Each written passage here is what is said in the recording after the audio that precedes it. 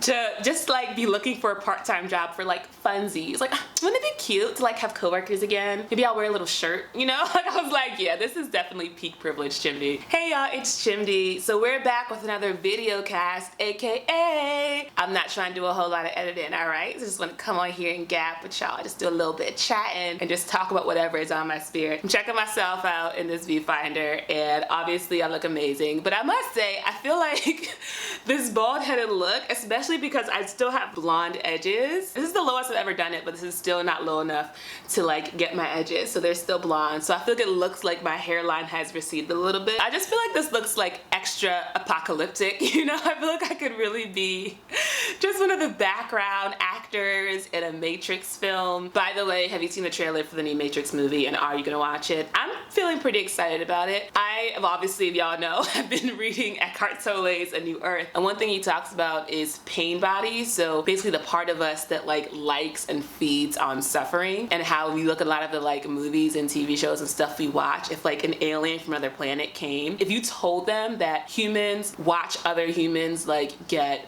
tortured and murdered and it's for entertainment, they would be so confused. But that's really what a lot of our movies are, that coming from that place of pain. It's like pain bodies are writing this movie, pain bodies are watching this movie. And so I did actually notice a shift a couple of years ago, because I used to love like violent action movies. I noticed a shift a couple of years ago where actually I can't really watch them the way I used to. Like, remember that show Spartacus on like Stars that was straight up just murder?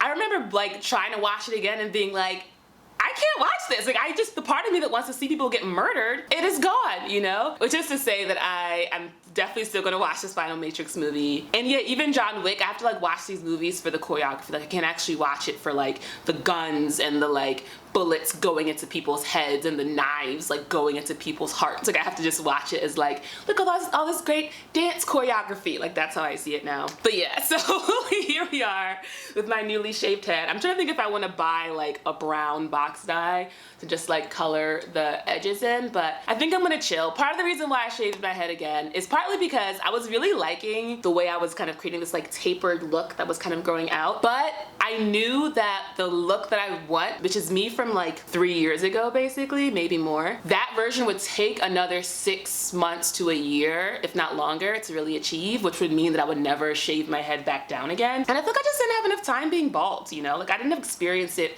for long enough time. I hadn't felt that shower head directly on my scalp, you know, and I'd never gone this short before. So I was like, there's a lot more to do. You know, I'd never dyed like a fresh cut. And that actually brings me to the other reason why I shaved off the hair, is because I was looking at the side of the box of hair that I had bought to do this like orangey, copperish, strawberry, blondish kind of color that you've seen in my most recent videos. And of course you should be testing it on your hair before you actually do your whole head. And I've never done that, not one time, because I was like, I'm not allergic to anything. And then I saw on the side of the box that you can develop a hair dye allergy and it can be very severe. And that's when I was like, oh, I didn't know that I could manifest a hair dye allergy. I believe the only reason I would have a hair dye allergy is if I did somehow manifest it and it was somehow for my healing and for my growth. And I just don't want to go on that healing journey. And so I was like, you know what? Let's just go ahead and stop doing the hair dye thing for a little bit. Just really sit in the natural black that comes out of my scalp. Also, the maintenance. Part of why I shaved my head down in the first place is because I don't want to deal with maintenance, you know? And every time with that particular cut, I'm always having to shave down the sides and back and then re-dye, which was annoying because I'm paying for the dye every time. And of course, with just a shaved head, there's also maintenance involved, because truly this is gonna grow out in like a week. But at least I bought the razor one time, all right? That's a sunk cost. But every time I would go buy hair dye, I would feel like this is not what I signed up for. I'm also really proud of how much maintenance that I used to do on my body, or I thought I had to do that I just don't do anymore. Like, never do my nails, never get my nails done anymore. I just cut them and they just like naturally grow pretty long to the point where they actually look like they're done. They're not done, it's not like that now because I recently cut them, but they just kind of naturally grow. I used to get my eyebrows done every 2 weeks like clockwork, and now it's the trend to have full eyebrows, and so I just continue to just let them grow. And I'm just not gonna return, you know, because so much of that stuff is about buying into this idea that like who you are naturally isn't good enough. And I'm just like, no, I think I'm good. Like, I think I'm pretty solid, you know? And I just don't want to be spending my money on that stuff, you know? Like, of all the things to spend my money on, that is not it. So that is the story of me shaving my head. Okay, so this video is going out on October 1st, which is technically the 6th month anniversary of me being a free woman and not having a full-time job. So I wanted to like make another 6-month recap video, find another like nice spot in nature or just somewhere outside, do the whole shebang, because I know those videos tend to do very well for my channel. But I'm having this weird thing where I'm like, I feel the algorithm telling me like, focus on one topic. Do you care about PRK? Do you care about travel? Do you care about hair? Do you care about spirituality? Do you care about quitting jobs? Like, they just want me to pick something and stick to it so that they know what to, spit out to the audience. And I don't like it. I don't like that this robot is trying to tell me what to do. Like, it's something in it. I don't know if it's the contrarian, the anti-authoritarian part of me is just like, you're not gonna tell me what to make, all right? You're not the boss of the algorithm. Also, I don't really have that much to say, because if you've been following my journey, you kind of know what's happening. So I do think those videos are nice because you truly like step back. And I'd like to make a video where I truly just like name all the things that have happened just in the past 6 months, just to give folks a sense of how much can happen when you commit to a life where you actually do what you want to do, because the opportunities and the blessings have truly been coming nonstop. And I also want to talk about like my relationship to like getting a part-time job, because I got a part-time job. Yes, y'all, I got a part-time job. I don't know how much I can talk about it, so I'm gonna follow up and then I'm gonna talk about it if I can talk about it. I think I'll be fine. Yeah, I decided to get a part-time job. So what's interesting is I was thinking about getting a part-time job a couple of weeks ago. Once I kind of realized that I was gonna be settling in to living here with my sister, I think definitely through the end of the year, and then I'm applying for the LinkedIn Creator Accelerator program. And if I get that, which I am very confident, and if I don't get that, we're gonna make another video about why it's totally cool to be rejected from stuff. I think I'm gonna get it, and it's January and February. Is it January and February? Yeah, it's January and February, and you have to be based in the US. So I'm thinking I'm gonna end up kind of being here in Maryland through February at least. So I was thinking about getting just a part-time job that would get me in the community, and also because I knew, like, with the fact that I'm not listening to the algorithm is punishing me financially, so my AdSense revenue is going down. And I was like, oh, it'll give me a nice psychological cushion to have this money coming in regularly. So I applied for a job at the Y, actually, the YMCA. I don't think it's called that anymore. I think it's just called the Y. Because I was like, I'd love to get a free membership. But also, I love the idea of just like being in the community and doing something that's like active and around, like just supporting, just something super chill, it could be part-time. So I submitted an application, and then I realized that if I really got down to the root of things, and I think this season in my life is really about just honesty and being honest with myself, the reason why I applied for it was from fear. I believe there's only 2 reasons to do anything. It's either love or it's fear. And ultimately it was fear that was the main thing. It was like, if I can't count on YouTube, if I can't count on creative projects to help me pay my bills, the few that I do have, it would make me feel like, okay, I'm gonna be taken care of if I have some kind of check coming in, which I think is an extension of just like not believing that God is gonna take care of me, right? I didn't really want the job. I just wanted the safety and security that would come with having regular money. And so I have yet to hear back from them, even though I think I'd be arguably overqualified for the role I applied for. And it was interesting because when I applied, I had that moment of like remembering what it's like when you are looking for other people to hire you, because it's that thing of like you're at the mercy of other people, because I'm very much like, I can get a job if I just want to. And I was like, oh yeah, you have to apply, and then usually like they just don't get back to you, and it's like a whole thing. So it felt good knowing that it wasn't a genuine, like I didn't really need it, like it was truly just something where I was like, it'd be nice to have a job, which is truly a privilege. I really resisted all those videos that talked about how being able to quit your job was a privilege and all that. And I'm just like, for sure, but also like freedom is our right. It's not a privilege, it is our right, it's our God-given right to just like be looking for a part-time job for like funsies. Like, wouldn't it be cute to like have coworkers again? Maybe I'll wear a little shirt, Like I was like, yeah, this is definitely peak privilege to me. So I ended up not hearing back from them. But then out of nowhere, I got this literally didn't have to do anything for it. They came to me and they were like, hey girl, can we give you money to do something for us? And I was like, I'd love that. I'd love that for both of us. And it's something in the creative space, which is really dope. So I'll tell you all about it, I'm sure, in a later video, but that is really, really exciting. And the other thing that's really exciting, which sometimes I don't want to talk about things that haven't happened yet because anything could happen, but I actually reached out to the company that I stayed at when I was in Costa Rica, and I asked them if they would like some social media help in exchange for me staying on their property. And they were like, literally, we don't have to think about it. The answer is yes. So I'm thinking I'm gonna spend like a month in Costa Rica early next year and literally make videos, interview people, create dope content, and get to just hang out and get free food and chill and do yoga and swim on the beach and just vibe and hang out. And it's just so interesting because I love a vision board, and I wrote down, like, for this next decade of my life, what do I want to happen, you know? Because I know that these early years are planting the seeds for the stuff that's gonna grow and flourish in the next 3-5 years, right? One of the things I wrote down was like being flued out to different places and getting to create content, you know? And what I'm so excited about this opportunity is that the process of not only getting to stay in Costa Rica and just soak in just that amazing energy, but also I'll be able to create this portfolio of here's what it looks like when I go into your resort establishment, you know, hotel, whatever, and get this really amazing, dynamic, fun, vulnerable, authentic footage of the folks having an amazing time, and then I can take that to other, you know, places, and I'll now have a portfolio of doing that. So that has me really, really excited. Like I said, it's in 2022, so, and it's so wild because, like, for a while I was like, how are we almost done with 2021? Because it feels like it just started, but now the more I make plans for 2022, the more I'm just like, we're basically in 2022. We're basically there now, you know? But it's so interesting because I remember I was like watching different folks' videos who have way more subscribers than me, and it's just like, why am I trying to get my feelings hurt? Unclear. And also interesting because as I watched them reflect on their success, the hater in me was definitely kind of like activating, and the thing that I used to calm that hater down was like, Chimdi, literally at any point in time, you could book a flight to Costa Rica and be chilling on a beach like for free in exchange for like dope YouTube videos. So you are okay. Your life is your life. You have your own path. Their journey and their path is their own path. It's gonna be cool. So I was like, okay. But it's just interesting how I still kind of rely on some of these external things to make me feel okay about the choices I've made and the path that I'm on.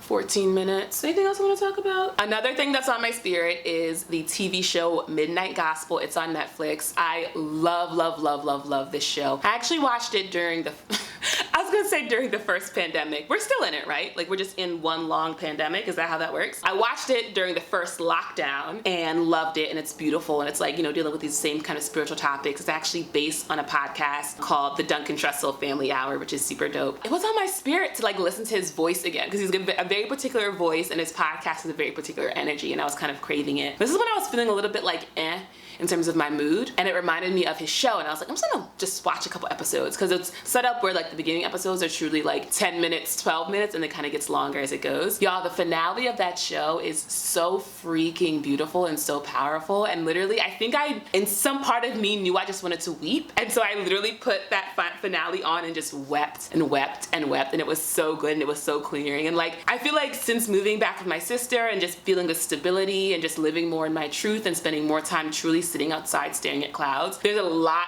fewer emotional roller coasters, and a part of me low-key missed it. Like, I just missed weeping, because weeping is so healing, you know? And so that experience of just like putting on the show and just crying, and then I went and listened to the podcast episode related to it and then cried some more. It felt so good and I loved it. So if you want to get in some really good weeping, I highly recommend The Midnight Gospel. Let me know if you end up watching in the comments. Thank you all for all the recommendations you're giving me. I just started reading When Breath Becomes Air. What kind of title is that? I love that. I also started reading this book that was recommended on Twitter, which is like a frothy kind of romance novel called The Worst Best Man. I don't think I'm going to share the plot, but it's just really interesting when romantic premises are based on like, I hate them, but maybe I kind of want to have sex with them. And I'm just like, I don't know if that's healthy, y'all. Like, maybe we shouldn't start relationships that are based on you denying the truth of your life and feelings and then overcoming them. Because I don't know if that's sustainable in the long term, but I am a single woman, so who am I to say what makes sense romantically? I am excited to start reading Untethered Soul with you all. What I'm thinking is that basically every Friday we'll have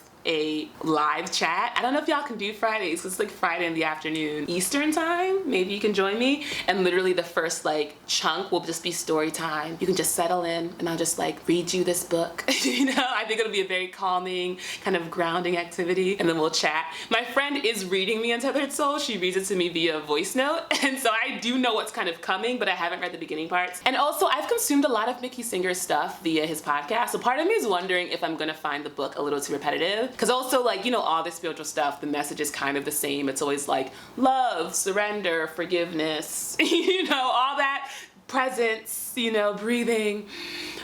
spaciousness, awareness, you know, like we kind of get it. I kind of wonder if I'm going to be like, yeah, we get it, heal. So we'll see about that. But on that note, and I think I'll make this the final note because we're around, you know, we're around 18 minutes, but I know I'm gonna chop this down. Final thing I wanna talk about is just part of the reason why we're having this kind of video today and not a more focused video, which is that my life is just super duper chill. And one of the things that, and this is actually something I wanna reflect on when I eventually do make this, like, it won't be a 6-month video, it'll be like sometime in the future reflecting on, you know, quitting a job video, is that, you know, with the Sabbath, that was a whole day that I dedicated to resting and to peace and to stillness and to my faith and to Jesus and to just like chilling, right? And what I knew was that it would infect the rest of my life, and that is exactly what has happened. There is so much stillness, there's so much presence, there's so much awareness in my life now, and what that's done has shown me that truly there is nothing for me to do. One of my favorite quotes is, I do nothing and I leave nothing undone. Whenever I start thinking about a project or I start getting worked up or I want to overthink about something,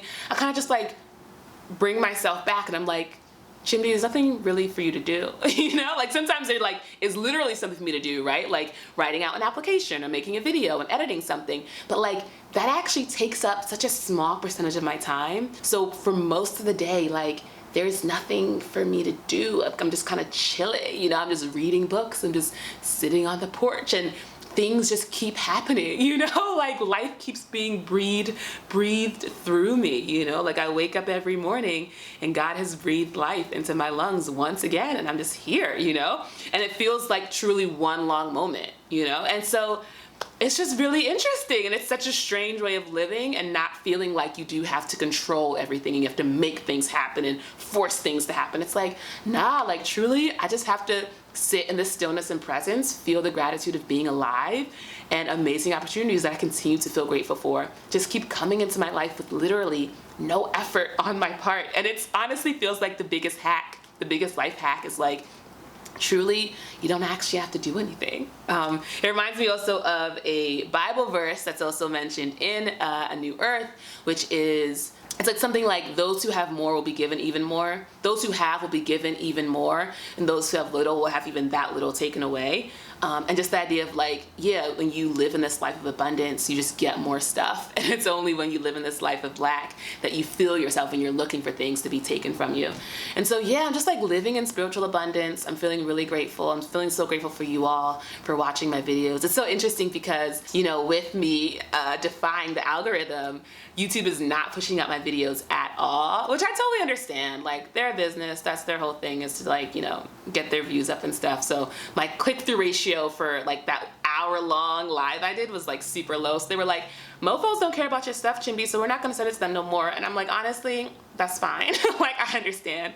But what's dope is that like, I've got this core group of people, and if you're watching, you're probably one of them, who actually will just be like, what's she up to this week? And you'll just click on my video and watch. And like very often you'll leave a comment and we'll have like a nice conversation, which is really nice. And it just feels like this community is just really just beautiful and lovely and supportive and real, you know, and intimate. And I feel like I like know things about y'all and y'all know things about me. And I don't know, it's just really nice. And it's just cool to see, like, separate from splashy videos and things like that, like who are the people who are just genuinely like, yeah girl, I like your vibe, you know? One of my favorite comments this week was literally someone being like, this channel is a really good vibe. And I was just like, thank you. Literally, that's all I'm here to do, is just vibe out, have y'all vibe out with me, have a good time, and then do it, you know, every Tuesday and Friday. Thanks for watching, y'all. Hope you enjoyed this ramble. Let me know how you feel about the new fresh cut. Let me know in the comments what's going on with you. How has your week been? How are you feeling about October? Do you have any hopes and dreams? Do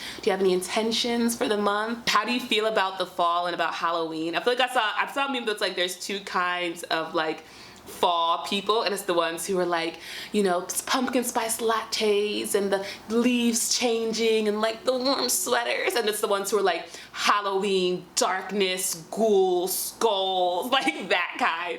So let me know in the comments which version of fall you are, and I'll see y'all in the next one. I appreciate y'all. Bye.